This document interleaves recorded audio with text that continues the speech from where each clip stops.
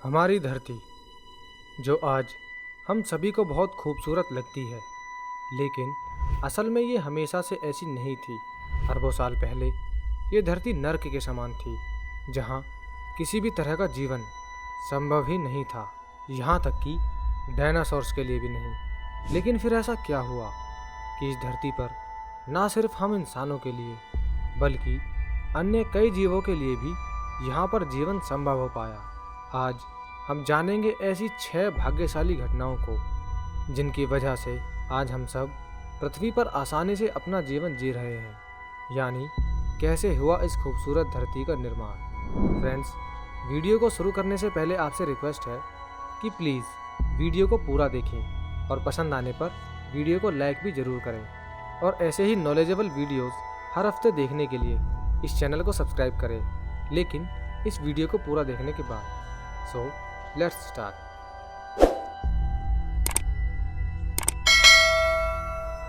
आज से लगभग 5 अरब साल पहले जब गैस और धूल को ग्रेविटी ने एकजुट किया, जो कि बादल जैसे थे, जिसका ज़्यादातर हिस्सा ग्रेविटी की वजह से बीच में जमा होता गया, जिसने धीरे धीरे घूमते घूमते एक तारे का रूप लिया जिसे हम सूर्य कहते हैं। और इस सूर्य ने इस बादल में मौजूद 99.9% धूल और गैस को अपने भीतर समेट लिया, और बाकी बचे हुए बादल ने घूमते हुए एक डिस्क जैसा रूप लिया जिसे प्रोटोप्लैनेटरी डिस्क कहा जाता है। और इस डिस्क ने घूमते घूमते ही बाकी सभी ग्रहों को जन्म दिया, जिस प्रकार सूर्य को दिया था। और उन्हीं ग्रहों में से एक ग्रह हमारी पृथ्वी है, और जिस क्षेत्र में पृथ्वी ने जन्म लिया उस क्षेत्र को गोल्डीलॉक जोन कहा जाता है, क्योंकि यहाँ पर तापमान ना तो ज़्यादा गर्म है और ना ही ज़्यादा ठंडा, जो कि उन 6 भाग्यशाली घटनाओं में से पहली घटना है। दूसरी घटना, साइंटिस्ट का मानना है कि लगभग 4 अरब साल पहले एक मार्स ग्रह जितना बड़ा एक गोला पृथ्वी से टकराया था, जिसकी वजह से पृथ्वी के सभी ऊपरी सतह वाले हल्के मटेरियल्स अंतरिक्ष में पृथ्वी के चारों ओर फैल गए, और अर्थ के ग्रेविटेशनल फोर्स के कारण पृथ्वी के चारों ओर घूमने लगे।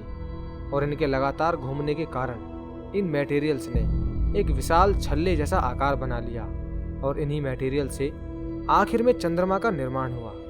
यानी पृथ्वी का इस बड़े से गोले से टकराव का होना उन 6 भाग्यशाली घटनाओं में से दूसरी है, जो अगर नहीं होती तो आज हम भी नहीं होते। और इस पृथ्वी के इस गोल्डीलॉक जोन में बने रहने का श्रेय सबसे ज़्यादा चंद्रमा को जाता है, क्योंकि चंद्रमा की ग्रेविटी पृथ्वी को उसके एक्सिस से डगमगाने नहीं देता है। और यही ग्रेविटी पृथ्वी के वातावरण के लिए भी जिम्मेदार है, जो पृथ्वी के वातावरण को स्टेबल रखता है, और पृथ्वी का वातावरण ही हमें जीवन प्रदान करता है। लेकिन 4 अरब साल पहले पृथ्वी का वातावरण किसी भी रूप में किसी भी प्राणी के जीवन के लिए असंभव था, क्योंकि उस वक्त पृथ्वी पर चारों ओर सिर्फ खौलती और पिघलती हुई चट्टानें थी, और वायुमंडल में नाइट्रोजन और कार्बन डाइऑक्साइड का मिश्रण होने के कारण वो भी जहरीला था।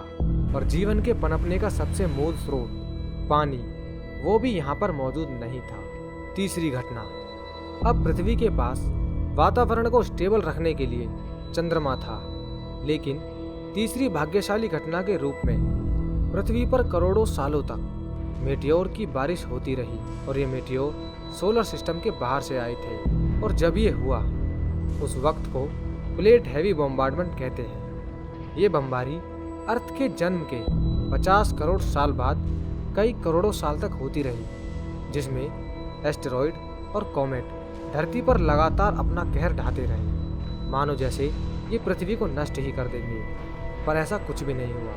ये कॉमेट और एस्टेरॉयड अपने साथ पानी भी लाते थे, और क्योंकि ये बमबारी करोड़ों सालों तक होती रही, जिसकी वजह से धरती पर इतना पानी जमा हो गया कि इसने धरती पर महासागरों और बादलों का निर्माण किया, जिसके बाद धरती पर मौसमों की शुरुआत हुई। भाप, नाइट्रोजन और कार्बन डाइऑक्साइड ने धरती के वातावरण को रच दिया था। लेकिन अब भी ये धरती और धरती का वातावरण किसी भी इंसान या पशु के लिए जहरीला था।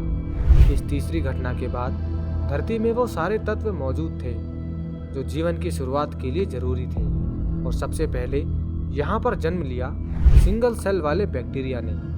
लेकिन साइंटिस्ट अभी भी ये श्योरिटी के साथ नहीं बता सकते कि जीवन की शुरुआत कब, कैसे और कहाँ हुई। उनका मानना है कि ये लगभग 350 या 370 करोड़ साल पहले हुआ था, यानी प्लेट हैवी बम्बार्डमेंट के ठीक बाद। और उस वक्त धरती बिल्कुल नर्क जैसी थी।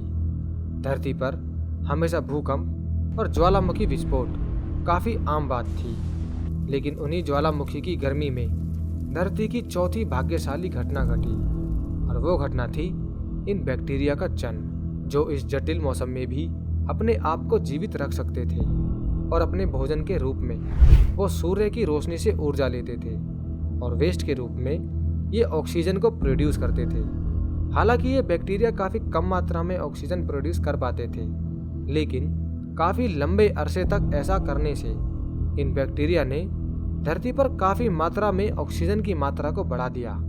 लेकिन धरती पर सूर्य की अल्ट्रावायलेट रेज होने की वजह से यहाँ पर धरती की सतह किसी को भी जलाने के लिए पर्याप्त थी।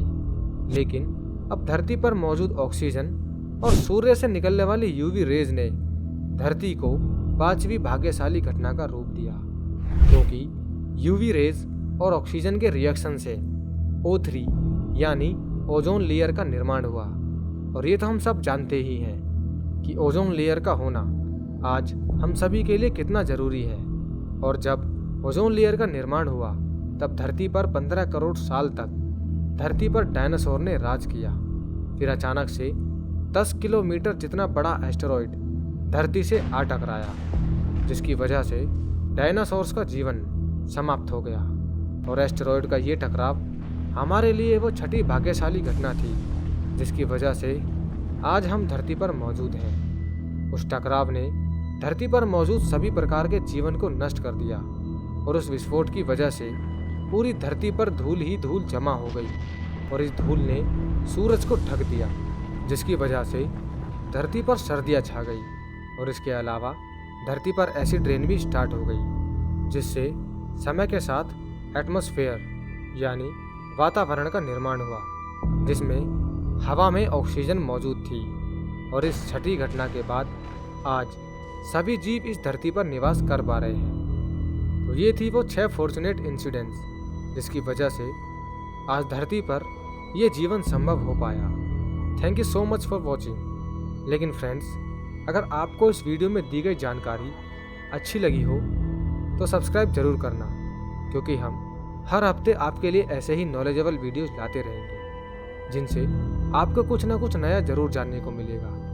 तो प्लीज़ सब्सक्राइब जरूर करें और इस चैनल की ग्रोथ में हमारी मदद करें। लेकिन फ्रेंड्स, अगर आपको इस वीडियो में दी गई जानकारी अच्छी लगी हो तो सब्सक्राइब जरूर करें, क्योंकि हम हर हफ्ते आपके लिए ऐसे ही नॉलेजेबल वीडियोस लाते रहेंगे, जिनसे आपको कुछ ना कुछ नया ज़रूर जानने को मिलेगा।